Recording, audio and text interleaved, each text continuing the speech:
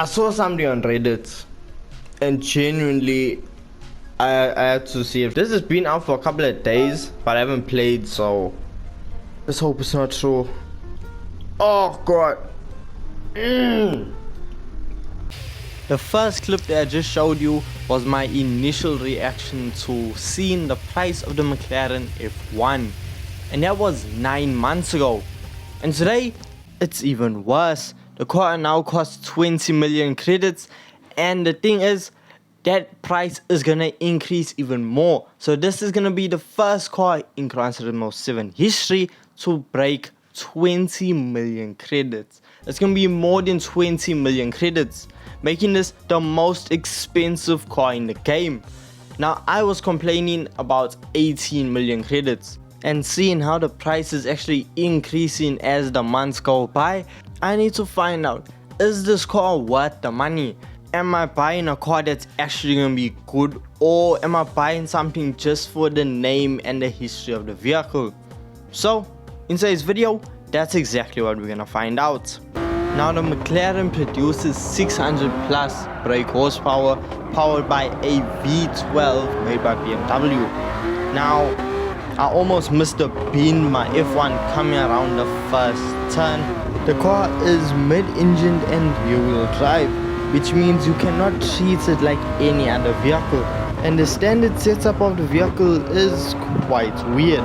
It isn't really made the best to go around some turns quickly. Now, the car, when you come into a turn, it's just understeer. It's understeer central. Then the minute you start putting some power down, the car wants to counter-steer that and just go full on oversteer. So going into the turn, your car's running wide, it's not making it around, and then coming out of the turn, your rear end is stepping out. So the car is a bit all over the place. Now, I think that's because they didn't really focus too much on the car going around corners fast. They more focused on how quickly or how high the top speed they can actually reach with this vehicle. In 1998, this car set the Guinness World Record for the highest top speed in a production vehicle by doing 386 kilometers per hour. Now, in modern times, yes, that top speed has been beaten. For example, Bugatti Veyron, Koenigseggs. However, so many different other vehicles have gone so much faster. However, this is the fastest naturally aspirated production vehicle. Every other car that followed up and beat this car's top speed has been either with a supercharger or twin turbos, quad turbos, but forced induction. This did that top speed in pure engine alone. That is purely incredible. If you do get behind the wheel of it and you take your time to drive around stock, you will actually begin to understand how the car handles and how you are able to take this car as fast as possible around some turns. Now, one thing I must say, for this car being produced in the 90s, it has modern day performance. Now, even on Wikipedia, it says that people compare this vehicle to the Ferrari Enzo and the Aston Martin 177. I don't know why those two cars in particular, but McLaren F1 still performs like a normal, everyday, a modern supercar slash hypercar. It has incredible performance. The way this car accelerates and just keeps on accelerating is actually mind-boggling. And yes, I said it is a bit tricky, but the car has active aero. For the 90s, quite impressive. And as I said earlier, once you figure out how to get this car to go around turns, then the car is incredible. And I don't know if you actually saw that, but this car, standard, is able to come over the rise and lift its front wheels up. So I'm quite curious to see what it does when it's fully upgraded.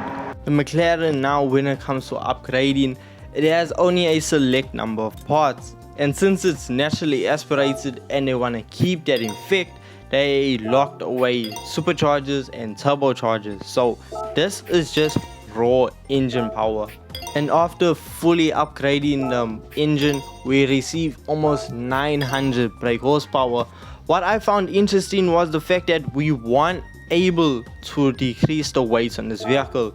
This is as light as you can make the McLaren F1, but with it having 300 more brake horsepower, this car is gonna be insane. So we're just gonna add some aero bits to it to add some increased downforce, because if we can alter the handling and get this car to go around some corners really fast, then this car will almost be perfect.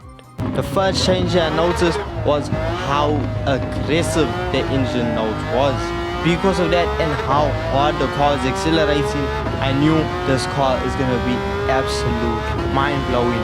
As you can see, we are about to hit the end of the straightaway, just clocking over 300 kilometers per hour. And if you see how the car is cornering, we have done it, ladies and gentlemen. We have managed to make the perfect McLaren F1. Because the only issue they had was obviously the handling, because the power output of the vehicle was insane already, but now us increasing the power, increasing the handling is just gonna make this car 10 times better. But now, is the 20 million credits good? That's the thing. Now in Gran Turismo 7, there are many ways, I'm not even gonna lie, there aren't that many ways to make money in the game. There are 3 main, maybe 4 good ways of making money. Other than that, there isn't really anything. So to make money in this game is a grind. It takes hours upon hours upon hours.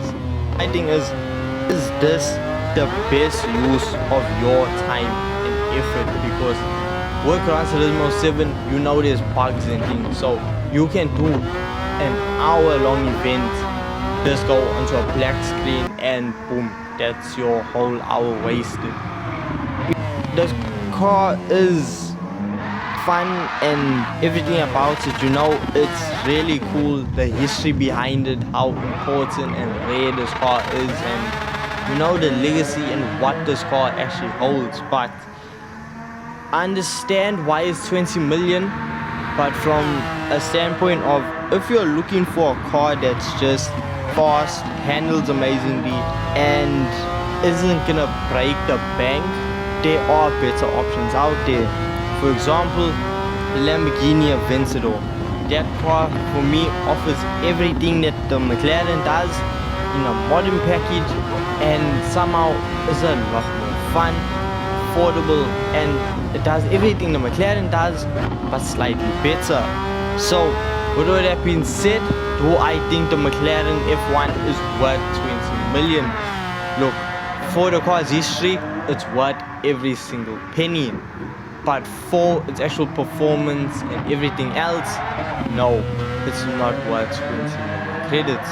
So if you are looking for that, check out the Lamborghini and check out this video here on screen. With all that being said, thank you so much for your time. I hope you enjoyed the video, and I'll see you in the next one. Peace.